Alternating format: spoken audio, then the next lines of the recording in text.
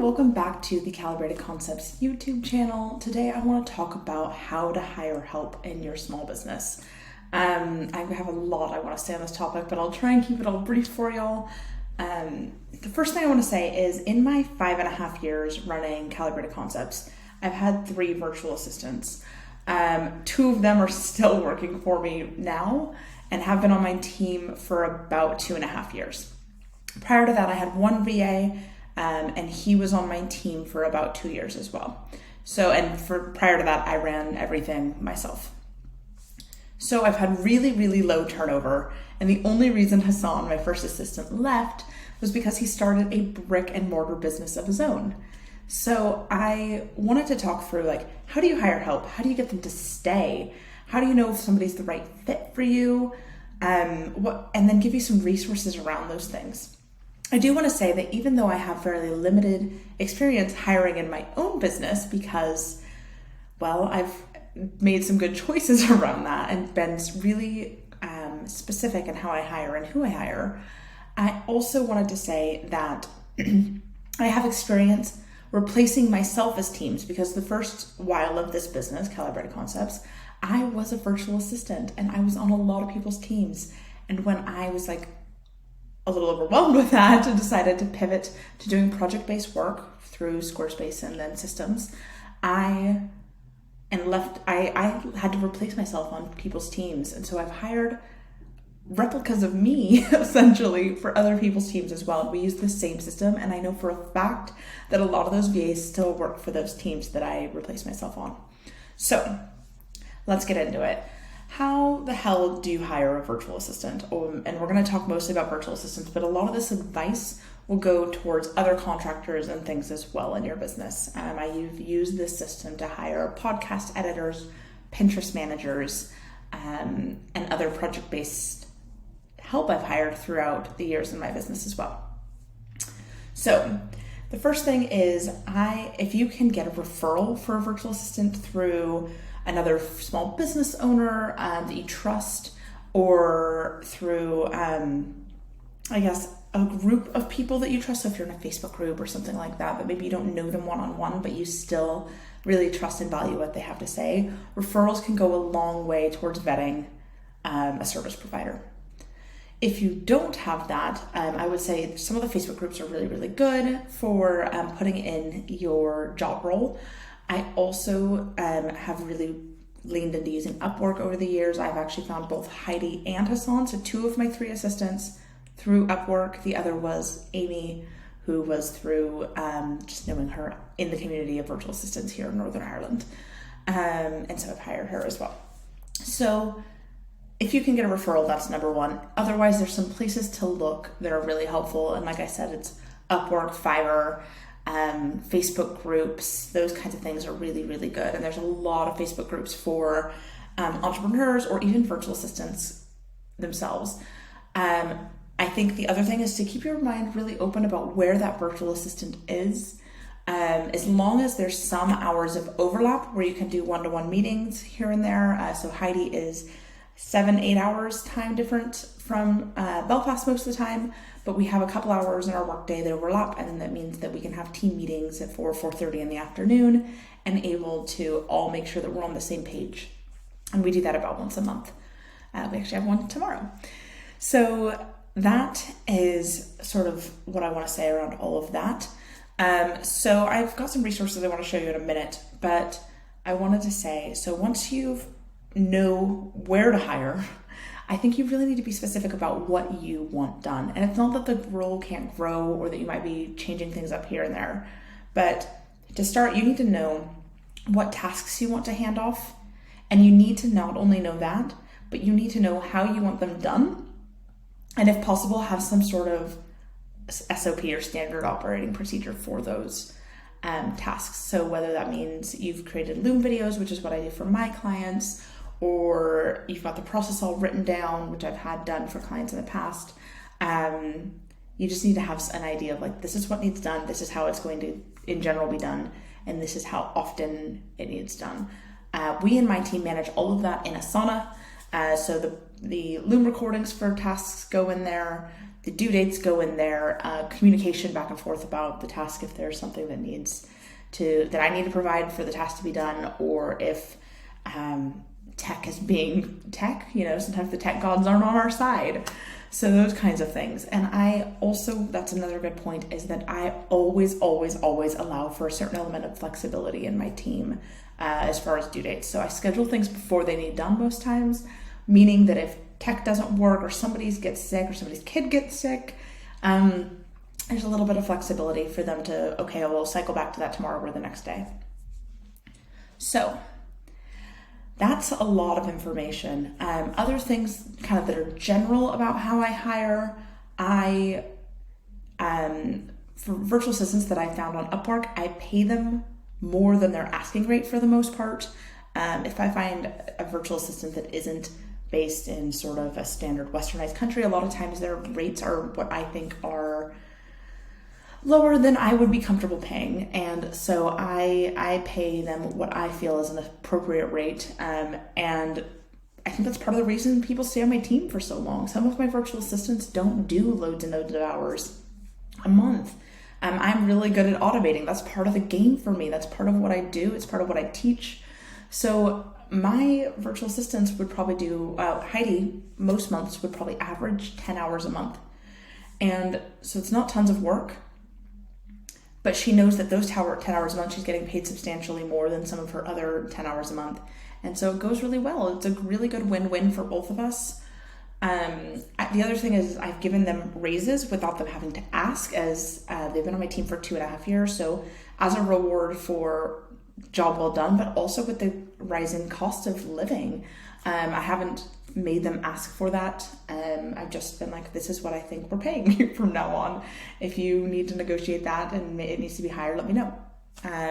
Christmas bonuses or holiday bonuses, I just give them. It makes me feel good. And especially if we've had a really good year, there's usually some money set aside for that.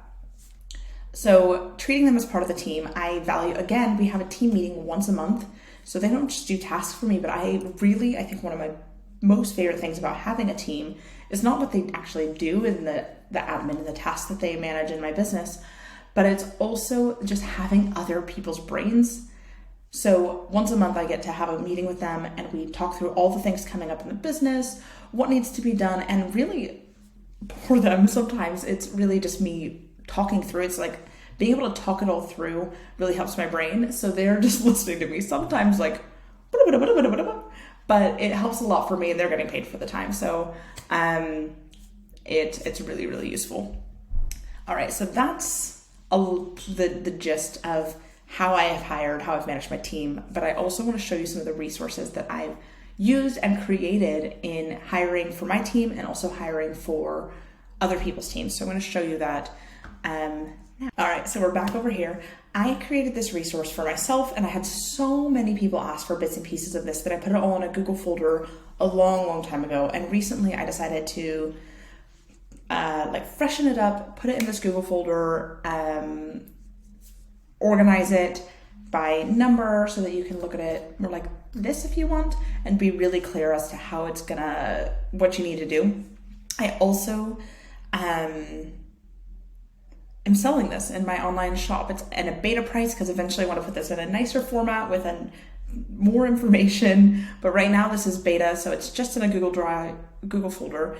And in here there is a Loom video just like this one, but a lot longer about all the ways to use this system, places to find contractors, a Trello board that I created a long time ago, my blog post about how to hire help.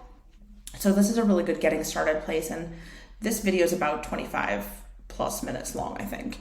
Then in here we have a contractor onboarding checklist. So kind of it's a lot of the stuff we've talked about in here already. So when I onboard my team, I do things like make sure they have their passwords to everything. I send them a welcome gift. I make sure they send me a headshot and a bio that I can use across things on the website, in our team onboard or our client onboarding process. Those kinds of things. So this is just a really helpful client process. And then, in the process, we have your application that you can use. This is a template that can be edited, so add in the job title, job description, some questions, and then so that's a really good place. So when I was hiring a version of myself, I knew we needed to have a pretty big pool of applicants, I think. So we put this application with the job description up in several Facebook groups, up on Upwork and a few other places, and ended up finding an amazing person that's still with the team that I replaced myself like 2 years ago.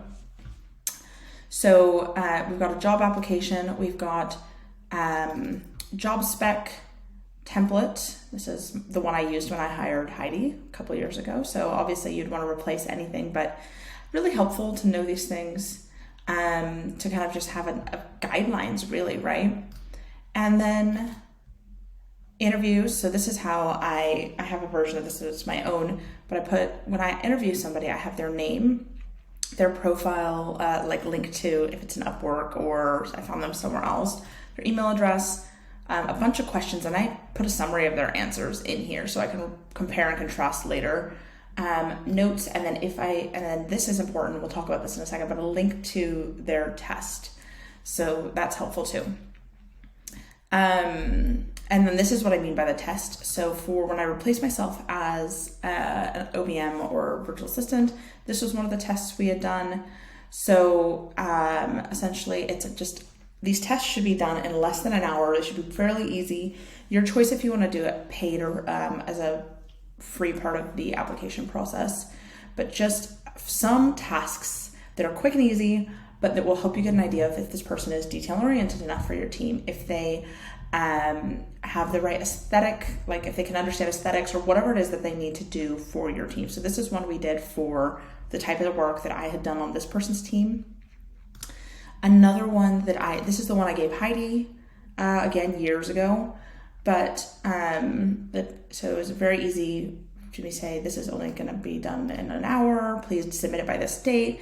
Find 5 stock photos that are on brand. Please the links of them below. You can see my website and Instagram to get that vibe.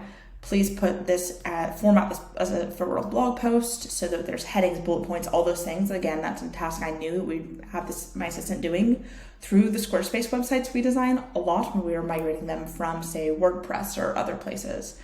Creating an Instagram reel of a scrolling website. So again, this is part of our creating portfolios and social proof around the business. A short bio, testing really just again, this role wasn't for necessarily native English speakers. So testing English comprehension, formatting, all those things again. A research project, find a camera for streaming, and tell me why you chose that one. And then just, would you be comfortable? This is not really a task, just a question. All really, really easy. So then I have a get to know you contractor form. This is again to send welcome gifts, Christmas gifts, holiday gifts, anniversaries with the business, those kinds of things. Just what do you like? Is there anything you love to use regularly? It's just helped me to make them part of the team. If I were to do this again, if I were to hire again, I'd tweak this a bit, but it's a really good kickoff point. And emails for next steps. So this is for the hiring process, right? So telling people if they've made it to the next role, to take in the test, if they're going to be interviewed, if they're not going to make it forward in the process, and if they're hired. And then this is some resources for legal agreements. I'm not a lawyer. I'm not going to advise you on this, but you should probably have NDAs and a contractor agreement in place, so that you're protected as far as payment terms and all of those types of things, and also that your clients are protected and not having their information be available to other people. So that is pretty much it. I just want to say, hiring isn't a super straightforward thing. Sometimes you really have to go with your gut. When I was hiring Heidi, I had Hassan actually helping me to hire his replacement. And I think that's a really good way to go with it too, if you're looking for somebody to refill a specific role. So Hassan was really awesome and helping me to skim through the candidates we'd gone through and say, I think that this is really the best. And I already think I knew that I wanted to hire Heidi, but it was just having that confirmation. Again, when you're running your business on your own, sometimes it helps. But that was what really solidified bringing Heidi onto the team. So that's it. If you have any questions, let me know, but I hope this really, really helps.